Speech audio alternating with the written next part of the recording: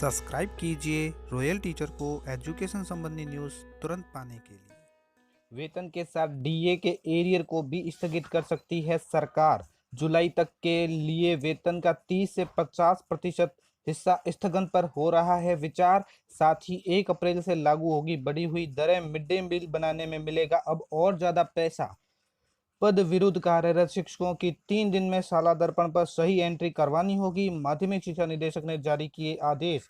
राज connect app से BLO करेंगे सूचनाओं का संधारण। जी हाँ साथियों, इस वक्त की 4 सबसे बड़ी खबर आपके सामने लेकर आए हैं, तो दोस्तों वीडियो को अंत तक जरूर देखें। शुरू करते हैं आज की मुख्य खबरें। सबसे पहले अगर बात करें तो बीएलओ की, तो राज कनेक्ट ऐप के माध्यम से बीएलओ करेंगे सूचनाओं का संधारण। राज्य में जितने भी शिक्षक बीएलओ के रूप में कार्य कर रहे हैं वो सभी राज कनेक्ट ऐप के माध्यम से अब सूचनाओं का संधारण करेंगे। मंडी में प्रवेश के लिए किसानों को जारी कर सकेंगे पास।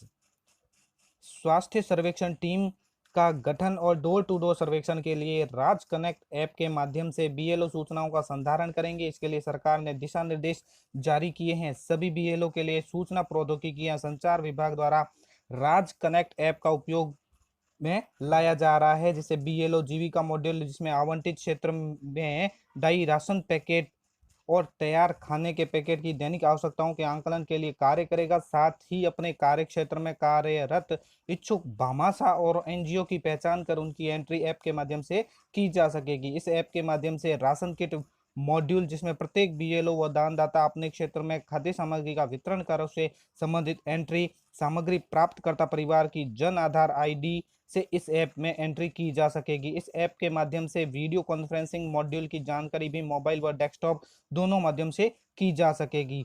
साथ ही ई मंडी मॉड्यूल के माध्यम से किसानों को अपनी पैदावार बेचने हेतु मंडी प्रवेश के लिए ई पास जारी किए जाएंगे। इसके लिए किसान समूह या बीएलओ या अन्य कर्मचारी आढ़तिया बिल उत्पादक ग्राम सेवा समिति अन्य प्राइवेट लाइसेंस धारक के माध्यम से आवेदन कर सकता है। संबंधित मंडी गौण मंडी सचिव मंडी की क्षमता व सोशल डिस्टेंसिंग को ध्यान में रखते हुए किसानों को मंडी में आने की दिनांक आवंटित कर ई पास जारी कर सकेगा, जो केवल आवंटित दिनांक को ही मान्य होगा। इस ऐप में जिले में कार्यरत कार्मिक और सभी बीएलओ की जानकारी फीड करना आवश्यक है। इस ऐप को गूगल प्ले स्टोर से डाउनलोड किया जा सकता है। यदि जिले के कुछ कर्फ्यू क्षेत्र है या वर्जित क्षेत्र है तो वहां पूर्व में नियुक्त बीएलओ के स्थान पर नए बीएलओ नियुक्त किए जाने के निर्देश दिए, क्योंकि पूर्व में नियुक्त बीएलओ का आवागमन प्रतिबंधित हो सकता है।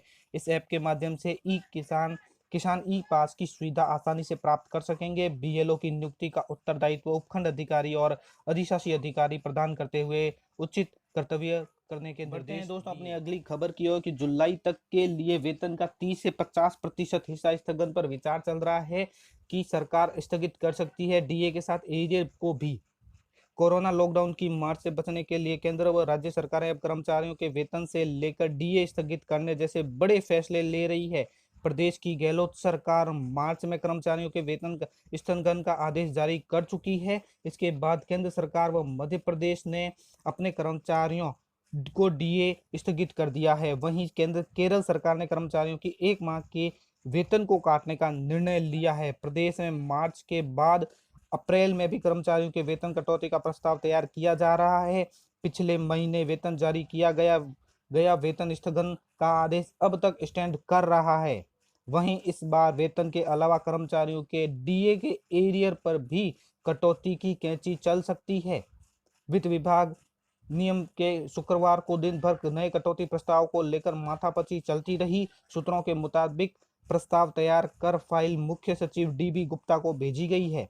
सभी विभागों में वेतन आहरण वितरण से जुड़े कर्मचारियों को 29 अप्रैल को ऑफिस बुलाया गया है ताकि सैलरी बिल तैयार किए जा सके। हालांकि साधारण दिनों में वेतन बिल महीने की 25 तारीख के आसपास बनने शुरू हो जाते हैं, लेकिन इस बार ट्रेजरियों को फिलहाल रोका गया हुआ है क्योंकि सरकार वेतन कटौती को लेकर नए दिशा निर्देश जल्द ही जारी कर सकती है।